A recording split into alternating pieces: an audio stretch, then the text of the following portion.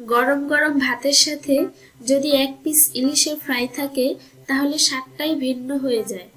আসসালামু আলাইকুম, সুরাইয়াস কুকিং লাইফে সবাইকে স্বাগতম। আজকে তৈরি করে দেখাবো ইলিশের ফ্রাই।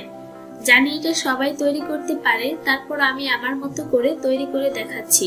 প্রথমে এখানে নিয়েছি প্রায় 8 থেকে 10 পিসের মতো ইলিশ মাছ। প্রথমে এটা আধা চা চামচ লবণ এবং আধা চা চামচ হলুদের গুঁড়া দিয়ে প্রায় 5 মিনিটের মতো ম্যারিনেট করে রেখে দেব। আপনারা চাইলে সাথে সাথে ভেজে নিতে পারেন, কোনো সমস্যা নেই। আমি ম্যারিনেট করছি যাতে একটু লবণটা মাছের ভিতরে ভালো করে ঢুকে যায়, যেহেতু এটা আমরা রান্না করব না তাই। তো প্রথমে চুলায় একটি ফ্রাই প্যান নিয়ে নিচ্ছি। প্যান নিয়ে ভালো করে গরম করে সরষের তেল দিয়ে দিলাম 2 টেবিল চামচ। আপনারা চাইলে সয়াবিন তেল দিতে পারেন, তবে সরষের তেলে ঘ্রাণটা খুবই সুন্দর হয়। তো তেলটা যখন গরম হয়ে আসবে তখন মাছটা আমি দিয়ে দেব। চুলার আঁচ মিডিয়াম থাকবে, বেশি বাড়িয়ে দেবেন না, কারণ মাছটা আমরা শুধু ভেজে খাবো, এখানে রান্না করব না। মিডিয়াম আঁচে উল্টে পাল্টে ভালো করে ভেজে নিতে হবে। তো দেখতে পাচ্ছেন আমার এক পিঠ ভাজা হয়ে গেছে। কিভাবে ভেজে নিতে হবে আপনারা ভিডিওতে ভালো করে দেখে নিন।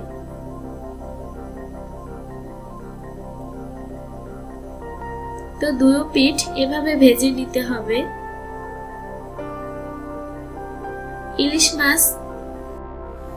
মাছ এমন একটি মাছ, এটাকে যেভাবে রান্না করি না কেন স্বাদটা অতুলনীয় হয়। তো আমার ভাজা হয়ে গেছে, দেখতে পাচ্ছেন আমি দুই পিঠ একই রকম করে ভেজে নিয়েছি। আপনারা চাইলে একটু কমিয়েও ভেজে নিতে পারেন, এটা আপনাদের মন মতো। আমি একটু বেশি ভেজে নিয়েছি, যেহেতু এটা রান্না করব না, আগেই বলেছি। তো আমি ভাজা শেষ হয়ে যাওয়ার পরে প্লেটে উঠিয়ে নিচ্ছি।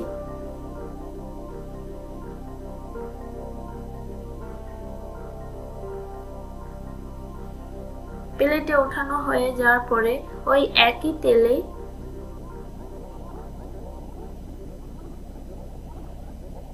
আরো কিছুটা সরষের তেল দিয়ে দিলাম। এখন প্রায় বড় সাইজের প্রায় 3টার মতো পেঁয়াজ কুচি এবং কাঁচামরিচ কুচি একই তেলে ভেজে নেব। ইলিশ মাছ ভাজার তেলে পেঁয়াজটা ভাজলে ঘ্রাণটা খুবই ভালো হয়, তাই ওই তেলেই ভেজে নিচ্ছি। আমরা কিন্তু এই তেলটা ফেলবো না, এই তেলটাও খেতে খুবই সুস্বাদু হয়, খুবই মজাদার হয়।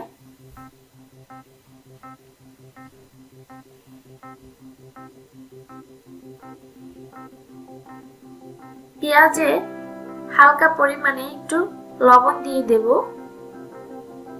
এবং একটু হলুদের গুঁড়া দিয়ে দেব। দিয়ে ভালো করে নেড়েচেড়ে ভেজে নেব। তো দেখতে পাচ্ছেন কিভাবে ভাজবো, বেশি কড়া করে ভাজবো না।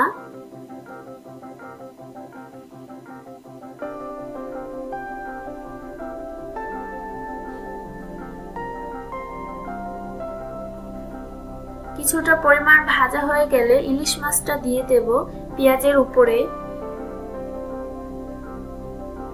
যেন পেঁয়াজের সাথে মাছটা মিশ্রণে জড়িয়ে যায়।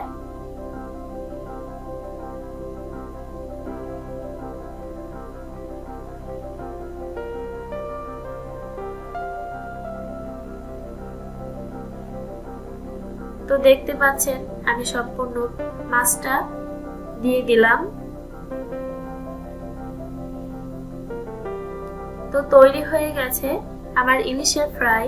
আমার রেসিপিটি যদি আপনাদের কাছে ভালো লাগে, প্লিজ আমার চ্যানেলটি সাবস্ক্রাইব করবেন, আমার পাশে থাকবেন, আপনার বন্ধুদের মাঝে আমার রেসিপিটি শেয়ার করবেন, লাইক এবং কমেন্ট করে জানাবেন আপনাদের মতামত।